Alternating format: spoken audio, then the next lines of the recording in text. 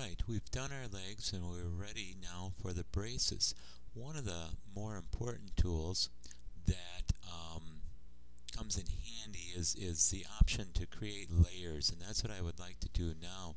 Now my window is open, but it's not showing on the video screen, but it would show under here under Windows, and right now I'm going to uncheck it and recheck it, and then I'll drag it over so that you see it in the video screen. But because it takes up quite a bit of room, I'm going to just move this out of the way a little bit over to the corner of the screen, and I'm going to add a layer, and that layer we'll call brace. Alright, and now I'm working in that layer by selecting it. I can make various layers visible or invisible, and you can see my first layer, layer 0, or legs. I'm trying to click on it, but it won't allow me to change. I believe layer 0 stays as layer 0. But we want to make sure we're working in brace, not in layer 0. So we're working in the brace layer. Let's orbit this around so we kind of get to a spot where we can grasp the edge of this, make a rectangle. And I'm going to be making a rectangle on the edge here that is 2.5 inches by 0.75, or 3/4 of an inch. That's right there. If your rectangle goes the opposite way, it's probably because you put 0.75 first, and many times I've done that wrong, so just retype in the dimensions as needed. I'm going to use the push-pull tool, and I'm going to just grab that edge and make my leg. Now, you'll notice that it's not a 1/2 of an inch in, and I will deal with that issue later. It just seems like it'll be easier if I deal with it later. So right now, we're just keeping this flat against the edge. Then I'm going to actually use this tool, which is called the tape measure tool, and it's going to help me lay out some marks.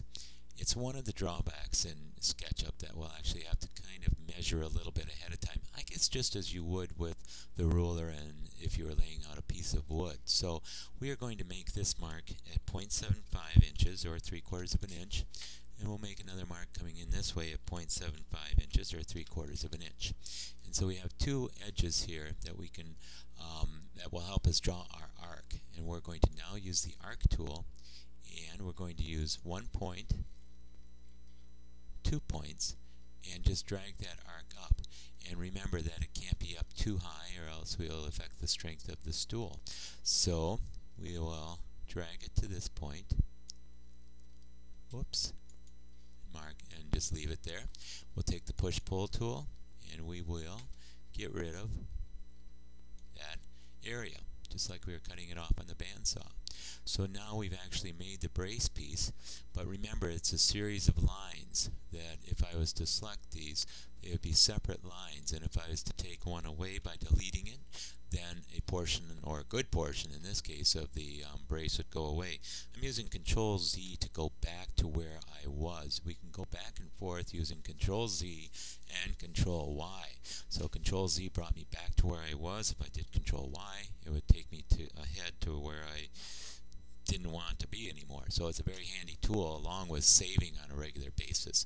So, which reminds me, I should probably save this now, just simply because I've got this piece done, and I'd like it to stay in good shape. I'm going to make layer 0, the legs, invisible for now. And then what I'm going to do is make a component. So once again, we draw a window from the right over, select everything, right click, make component. And we'll call that brace, and be all set. Now, this video is limited in time. I'm going to bring my legs back. I have my component here, but since it's limited in time, I will continue in the next video spacing the braces and getting those all set. So let me save this now and end this video. In the next video, we will space the braces.